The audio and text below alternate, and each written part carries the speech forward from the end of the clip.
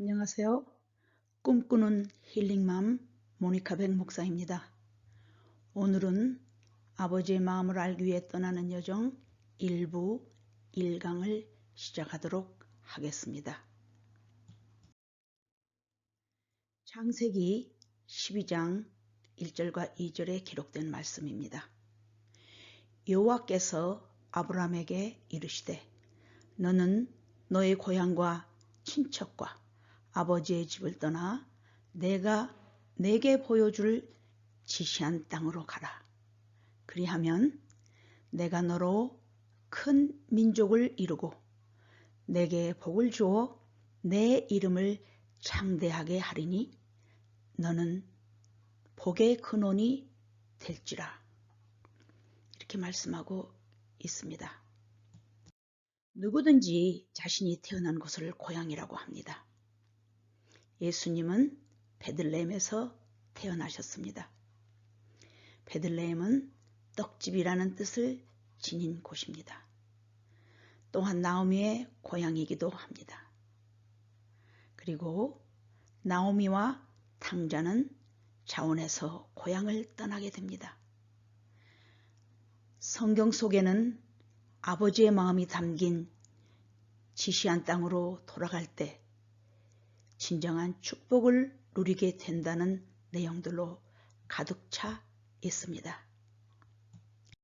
먼저 나오미의 일생을 살펴보면 이스라엘의 기근을 피하여 이방 땅 모압으로 이주를 하게 됩니다.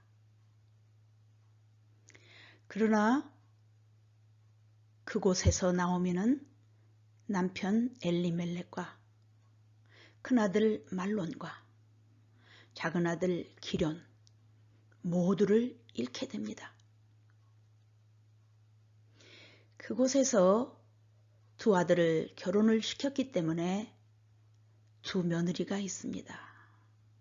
나오미는 큰 자부 룻과 함께 빈손이 되어 자원에서 떠나온 고향인 베들레헴으로 돌아갈 수밖에 없었습니다. 그때가 바로 나오미에게는 아버지가 예비한 축복을 차지할 수 있었던 것입니다. 이스라엘은 시족사회 형태의 가족 제도인 고엘 제도가 있었습니다. 그것은 다른 말로 토지 무르기라고도 합니다.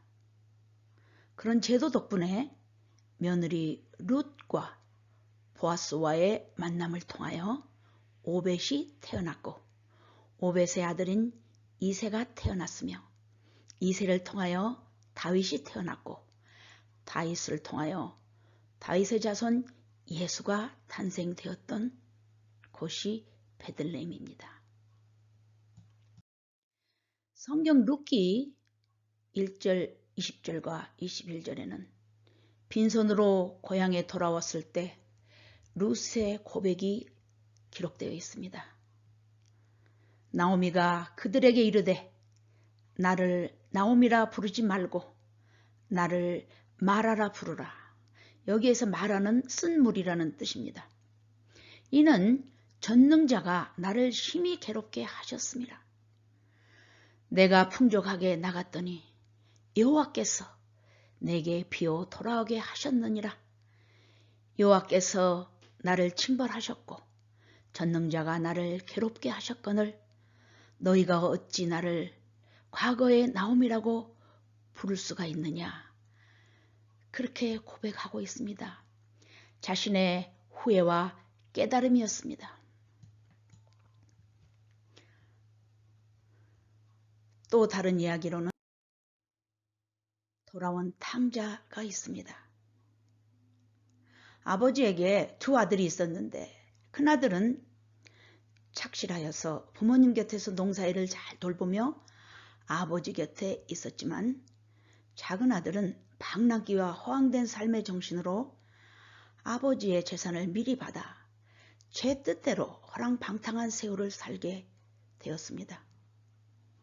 탕자는 몇 개월 못 가서 거지가 되는 신세가 되었고 그것 또한 기근이 들게 되었습니다. 그래서 돼지들에게 주는 주엄 열매조차도 먹을 수 없게 되자 아버지의 집이 생각났던 것입니다.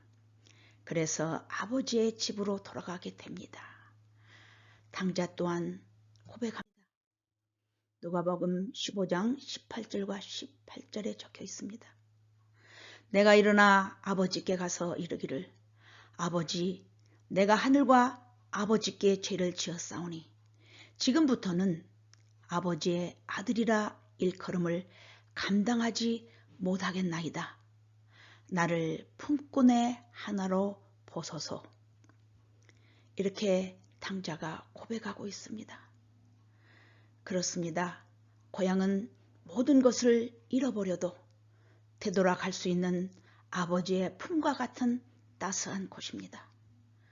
그러므로 우리는 하나님 아버지가 지명하여 부르신 곳, 즉 사명이 있는 곳으로 떠나는 명령에 순종해야 합니다. 자원에서 떠나는 것이 아니고 아버지께서 명령할 때 떠나야 하는 것입니다. 그래서 그곳은 곧 축복의 통로를 열어주는 아버지의 마음이 담긴 지시한 땅이기 때문입니다.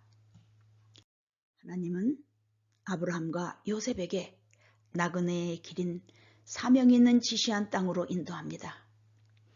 우리는 지시한 땅을 향하여 그 기쁨을 찾는 여정을 꾸려야 합니다. 내게 준 사명의 땅을 찾아서 진정한 나그네의 고향으로 떠나가야 하기 때문입니다. 아버지가 나를 부르시며 손짓하는 곳으로 말입니다.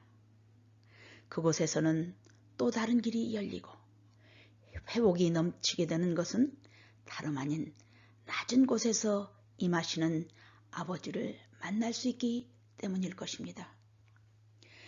진정한 소중함이 무엇인지를 깨닫게 되는 존재의 이유가 있기 때문일 것입니다. 아브라함의 고향은 메소포타미아의 갈대아 우르였습니다. 그곳에서 아버지 데라는 우상장사였습니다. 그래서 믿음의 조상이 될 아브라함에게 하나님께서는 지시를 했던 것입니다. 아브라함은 순종을 하였고 가나안을 가야 하는 신세가 되었습니다. 그 가는 도중에 하란에서 잠깐 머물게 되었습니다. 그곳에서 아버지 데라가 죽습니다.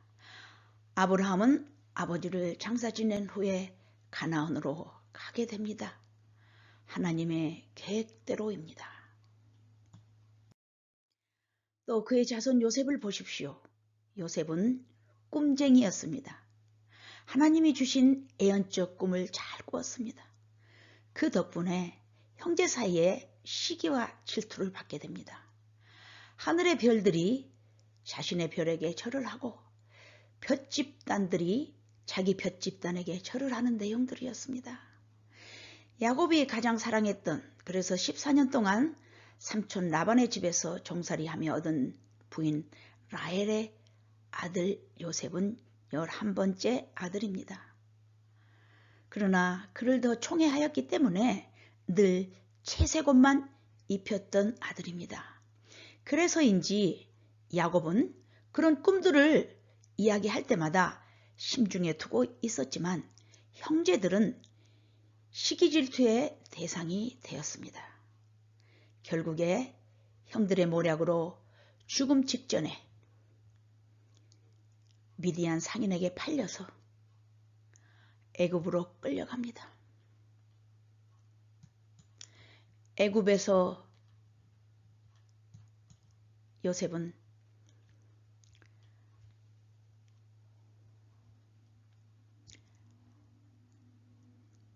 나그네의 길을 걷기 시작합니다. 친위대장 보디발의 집에 종으로 팔려가게 됩니다. 10년을 사는 동안 보디발의 아내 모략으로 궁중 감옥에 갇히게 되는 신세가 됩니다. 그 감옥 생활이 장장 3년이나 되었습니다. 그러나 그 감옥에서 하나님의 역사가 일어났던 것입니다. 술관장의 꿈 해몽을 선두로 바로 왕의 꿈까지 해석하게 되었고, 하나님의 지혜와 책략으로 바로 왕의 총애를 받아서 신분이 상승되고 경제 총리까지 하게 되는 역사가 일어납니다. 요셉은 애굽 총리가 되면서 지위 상승을 통하여 그곳에 있는 보디베라라는 제사장의 딸과 결혼하게 됩니다. 애굽에서 므낫세와 에브라임을 탄생시키고 이스라엘의 두 지파를 형성하는 축복을 받습니다. 요셉도 모든 것을 잃어버리는 상황 속에서 주님을 바라보며 하인의 신분인 낮고 낮은 곳에서 참고 인내할 때 하나님이 약속하신 꿈을 그대로 이루어지는 축복을 맞이하게 되었던 것입니다. 창세기 45장 8절에는 야곱의 고백이 있습니다. 그런즉 나를 이리로 보낸 이는 당신들이 아니요 하나님이시라. 하나님이 나를 바로에게 아버지로 삼으시고 그 온 집의 주로 삼으심에 애굽 온 땅의 통치자로 삼으셨나이다. 물론 애굽에서 수많은 파란만장한 생애를 살았지만 야곱은 하느님께서 주셨던 약속의 그 꿈은 세월이 지나도 꼭 이루게 하신다는 것을 고백하고 있습니다. 그렇습니다. 대다수의 사람들이 생각하기를 하나님은 하늘 높은 곳에서 역사하신다고만 믿고 있습니다. 그래서 인간들은 눈에 보이는 육신의 정욕과 안목의 정욕과 이생의 자랑을 향하여 주님을 이용하여 바벨탑을 높이 높이 쌓아 올리려고만 합니다. 잘못된 생각으로 많은 사람들이 고난을 겪게 되고 주님을 만날 수가 없게 되는 것입니다. 그렇다면 지금 우리들 앞에 스쳐 지나가고 있는 낮고 낮은 일들은 무엇일까요? 가장 가까이에서 자신의 주위를 살펴보면 가족이 될 것입니다.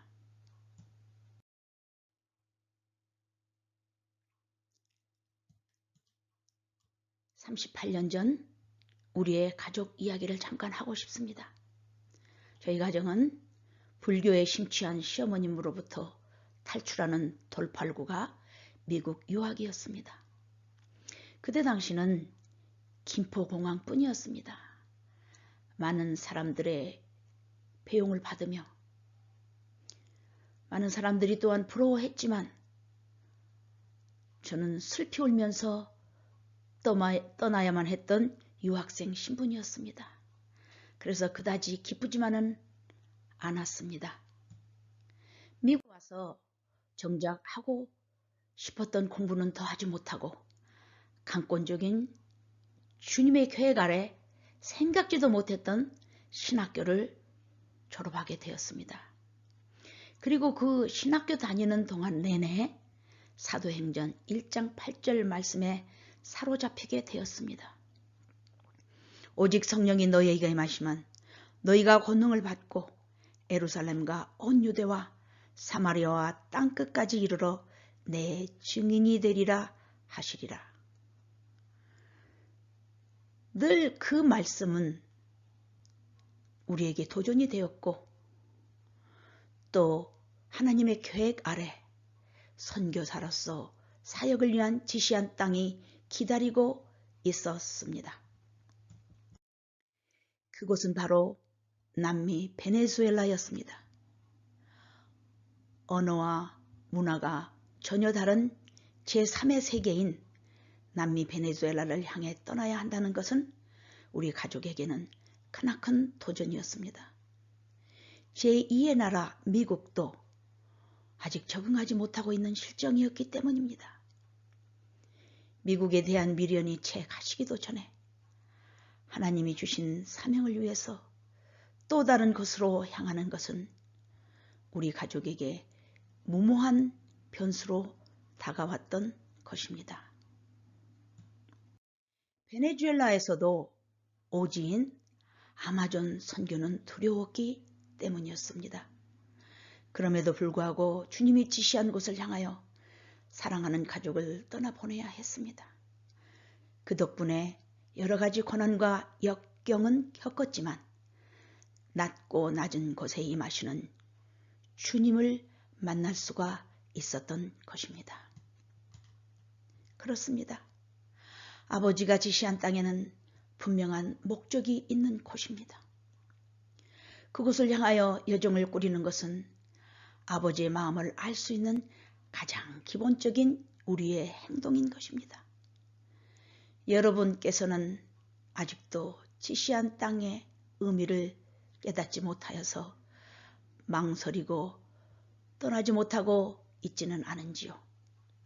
그러나 언젠가는 돌고 돌아서라도 꼭 찾아가야 할 곳임을 잊지 마십시오. 그리고 우리에게는 아마존 야노마미 종족 사역뿐만이 아니라 도해지 사역도 준비해서 주님께서 열어주셨습니다. 파스쿠아라는 곳에서 교회 건축도 하게 되었고 또 선교지 가족들도 만들었습니다. 지금까지 그 가족들하고 왕래하고 지냅니다. 그리고 그곳에서 부흥집회도 열리고 또 다른 많은 지역에서도 연계관계를 갖게 되고 많은 사역이 기다리고 있었습니다. 선교지에서 낙담되고 힘들 때마다 주님께서는 하박국장 3장 17절과 17절 말씀으로 우리를 위로해 주셨습니다. 비록 무화과 나무가 무성하지 못하며 포도나무에 열매가 없으며 감람나무에 소출이 없으며 밭에 먹을 것이 없으며 우리의 양이 없으며 외양간에 소가 없을지라도 나는 여호와로 말미암아 즐거워하며 나의 구원의 하나님으로 말미암아 기뻐하리로다. 그렇습니다. 주님께서는 우리를 그렇게 사랑하고 계셨습니다. 선지자 요나를 보십시오. 분명히 하나님은 니느웨 성으로 가라고 지시했습니다. 그럼에도 불구하고 요나는 자신의 의지를 내세워서 정반대 방향인 다시스로 향했습니다.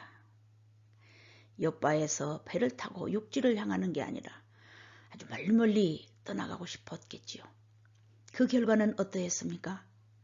불순종한 요나가 탄 배는 풍랑을 만나고 파산 직전에서 문제가 생겼습니다.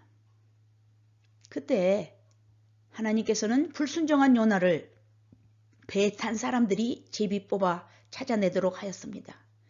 드디어 요나는 바닷속에 던져졌고 풍랑은 잔잔히 멈출 수가 있었던 것처럼 불순종한 죄를 단절하면 평탄하게 된다는 것을 우리는 잊지 말아야 할 것입니다.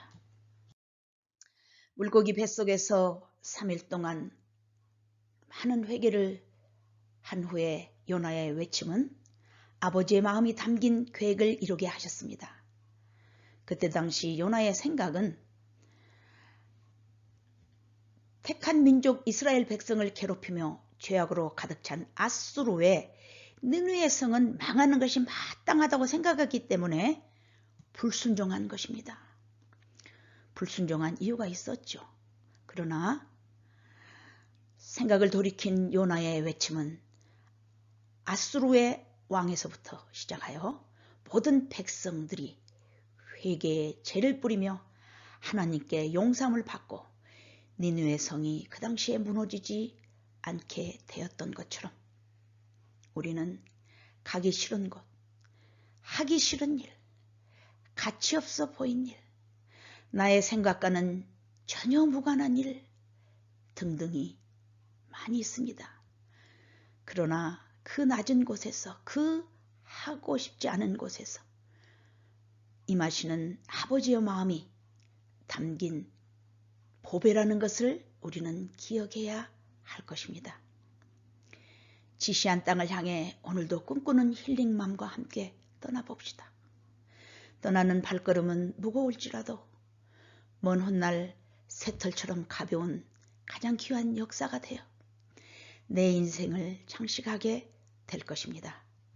아버지와 함께하는 곳, 아버지의 마음이 담긴 곳에서 충성할 때 축복의 통로가 열려지고 우리를 향한 하나님 아버지의 크고 은밀한 비밀을 누리게 된다는 사실을 꼭 기억해 봅시다.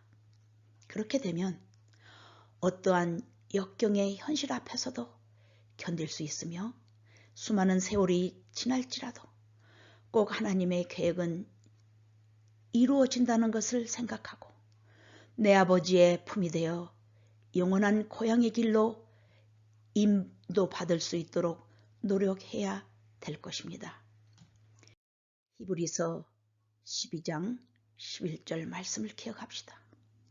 무릇 징계가 당시에는 즐거워 보이지 않고 슬퍼 보이나 후에 그로 말미암아 연단받은 자들은 의의 평강의 열매를 맺느니라고 말씀하셨습니다. 비록 가기 싫은 곳, 가고 싶지 않은 곳, 하기 싫은 일, 여러 가지 등등 나의 생각이 있을 그 때 하지 않은 불순종으로 인해서 그 징계가 아파 보이고 힘들지만 주님께서 오늘 히브리서 12장 11절 말씀을 통해서 우리에게 희망을 주시고 의와 평강의 열매를 맺는다고 말씀하십니다. 그것뿐이 아닙니다. 베드로전서 1장 7절에 보니까 너희 믿음의 확실함을 불로 연단하여도 없어질 금보다 더 귀하여 예수 그리스도께서 나타나실 때에 칭찬과 영광과 존귀를 얻게 할 것이니라고 말씀하고 계십니다. 이 말씀으로 우리는 힘을 얻어봅시다. 아버지의 마음을 알기 위해 떠나는 여정 1부 1강을 시청해 주셔서 감사합니다. 그리고 꿈꾸는 힐링맘을 격려해 주시는 마음으로 다음 강의 때 뵙게 되기를 소망합니다. 감사합니다.